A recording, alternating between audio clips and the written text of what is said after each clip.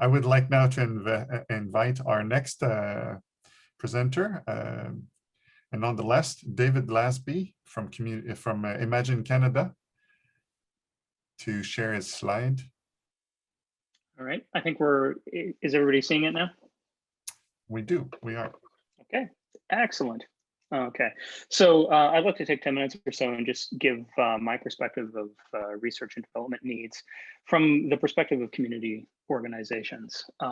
It's a lot of ground to cover in 10 minutes, so it's a little bit of a daunting task, but I'll kind of do my best.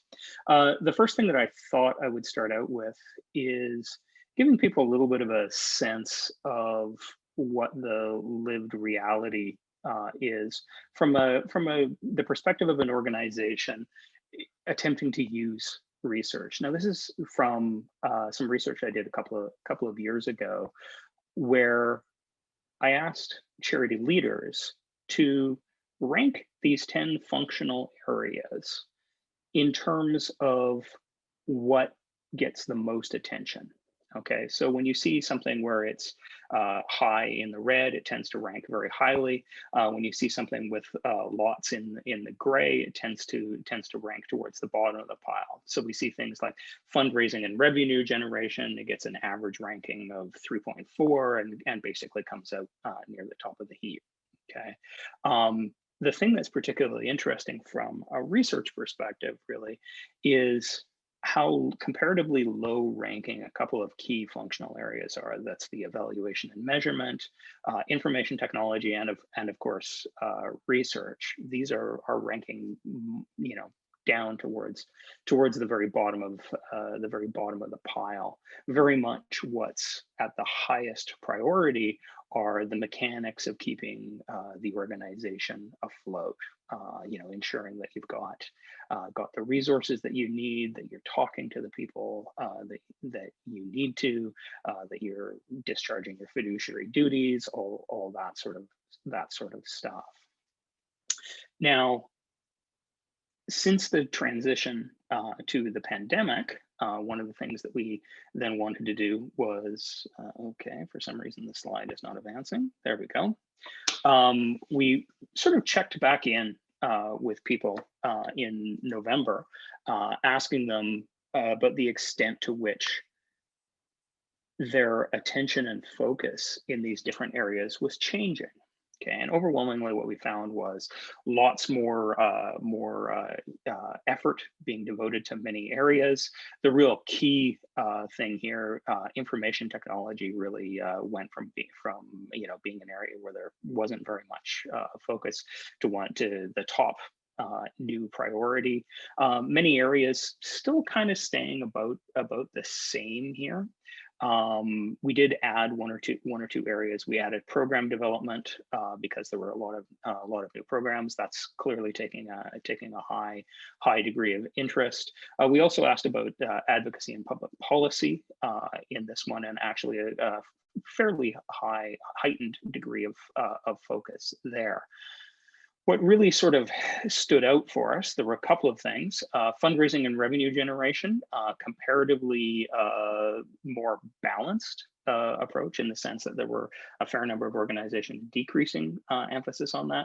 We think that's really due to the fact that for many organizations, they were operating in a non-permissive fundraising environment, very challenging for them, and really what they did was focus their attention in other areas.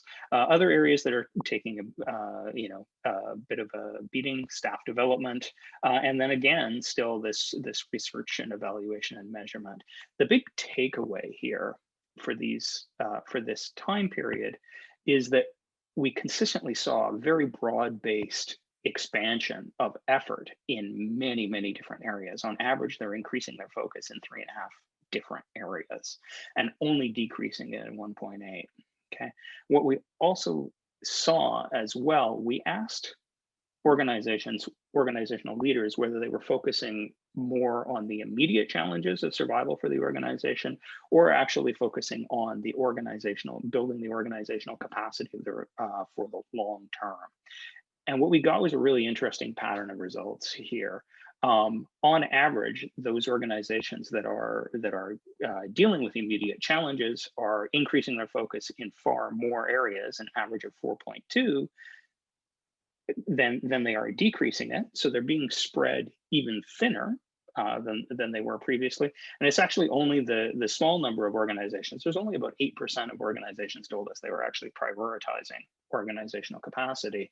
Those are the only guys that are actually sort of narrowing their focus, trying to take stuff off of their plate and really get down to sort of improving practice. What you are really building capacity over the long term, I guess would be the better way of putting it. What you really get to when you look at things from the perspective of a community organization in terms of how the information pile is sort of divided, you end up with this sort of what you could call a hierarchy of needs or hierarchy of information. And it's not to say that there's a differential importance of research outputs here, but they sort of are arrayed in terms of what they do. So there's a large mass of information that sort of really falls into this bottom category of that I call resources, infrastructure, process. It's all about how do you acquire the resources you need for the organization, how does it function, governance, all the sort of nuts and bolts of running an organization. Okay, then on top of this, there's another sort of set of things that's really about the environment, the trends that we're seeing, stuff like that. And a lot of this stuff is actually about optimizing the organizational function, being prepared for the future, helping to plan ahead, better, more specific knowledge of the client base, things like that. And then when you get up to the very sort of top of it, you've got things that are very focused on the intervention that really the infrastructure of the organization supports. Okay, so adult literacy, the mechanics of it, mentoring children, what works, what doesn't work, things like that. And the thing that's interesting about all of this stuff from a research perspective is that the stuff down at the bottom has a great deal of commonality in the sense that what is relevant to one organization has a relatively high probability of being relevant to other organizations. There's sort of a cohesive body there. And what you find as you go further up the chain towards the interventions and impact, there's a greater specificity and sort of a breaking down into specific interest areas where one group of organizations is very interested in one topic but not in others. And this is sort of the challenge in producing information for community organizations. Okay, the other thing that's actually quite interesting about it, I think, is in many ways when you look at it from a perspective of the return on investment from an individual piece of research that a user picks up and sort of begins to apply, I think you probably have a higher return on investment from some of these pieces of research that focus on interventions and impact, just in terms of the sense of a new piece of information has potentially a big change in what you're doing and how you're operating and the benefit that is being accrued to Canadians.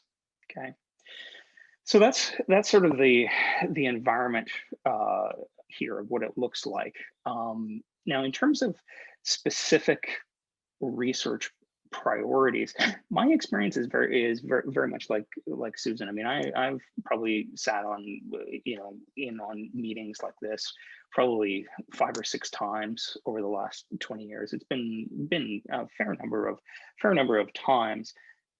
Every time we surface really good research ideas. Every time there's really a wide range of things that you look at and say, yeah, if we can develop better understanding of that, we're really going to move things forward. It's going to be great. but I keep coming back to this challenge in the sense that our list of research needs, it's always growing. Okay, we always are finding new areas that are critically important, right? We're seeing stuff now with diversity, equity, and inclusion, and anti-racism, very much, very important. All sorts of new funding practices, that we've heard mentioned. And the thing that's interesting about it, never do I really see things come off the list. And interestingly, never do I see things diminish in terms of their absolute importance. We add new things that have relatively high importance, but every research topic kind of seems as important as it's always been. Okay. And the challenge that I keep seeing in having gone through a number of these exercises, looking at it from the perspective of community organization, are the questions that we very frequently don't ask of ourselves during these exercises. Okay, what the research establishment, at least as we're producing stuff for community organizations, keeps feeling like to me is kind of like this. There's a lot of horsepower there. There's a huge amount of activity.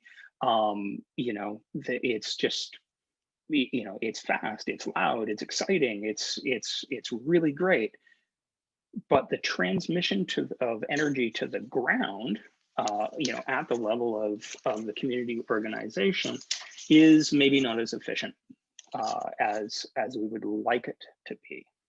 Okay, and I think there's kind of three major thematic areas that, if we really want to be delivering power to the ground effectively, we need to be thinking about these exactly at the same time as we're thinking about our research priorities. In the past, what I've seen is we think about research priorities in isolation, and then a lot of these other things, we know they're related, but they also get considered kind of in isolation from the research priorities. And I think if we really want to change things so we're delivering power, we need to be thinking about them all at about the same time. Okay, I think the first key area is how users and community organizations access and use information. Okay, their information use is not this. This is not what it looks like. They're not going to traditional libraries and doing this. It's not this either. It's not academic literature searching through stuff at a university library. Overwhelmingly, it's this. Okay, Google is your friend if you're working in many community organizations, particularly the smaller ones. You're basically searching for information on the wider web. If you're okay, thanks. If you're well integrated and you've phoned me, well, this is what you get. You'll get a better Google search. I'm exaggerating for humor a little bit, but not as much as I would like. Okay.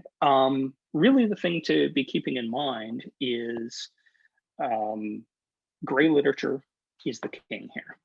Okay, that is what community organizations run on for this sort of thing.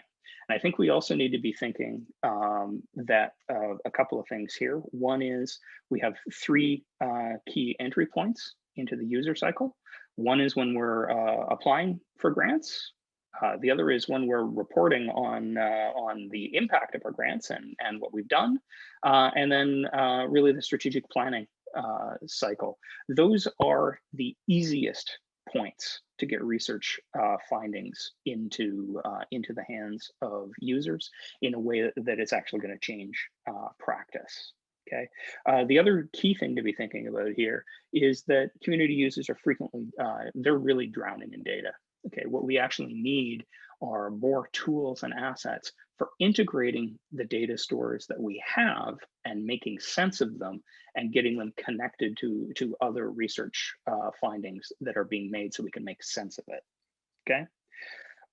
Second area to be thinking about specifically here are the structural characteristics of organized philanthropy and the role of research in taking advantage of its positive aspects of that structure and helping mitigate the negative.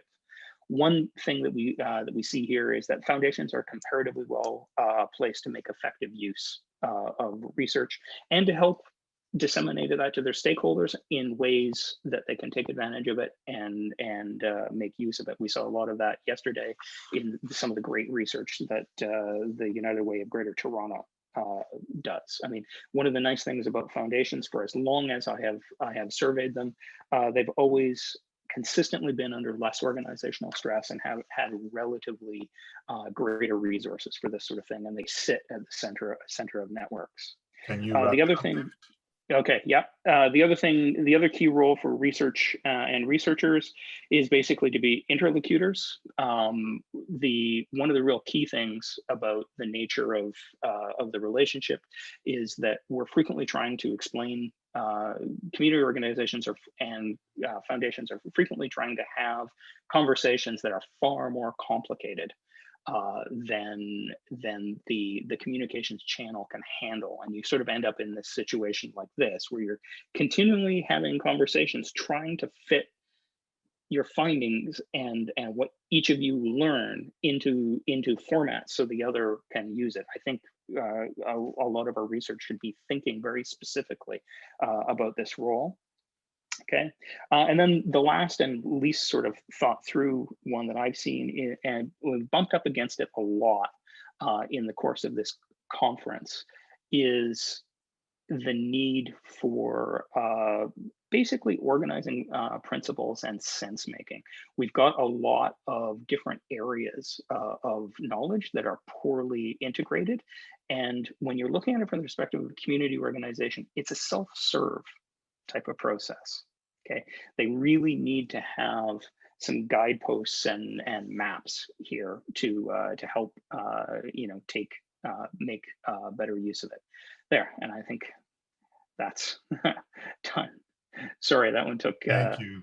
I appreciate longer than. thank you very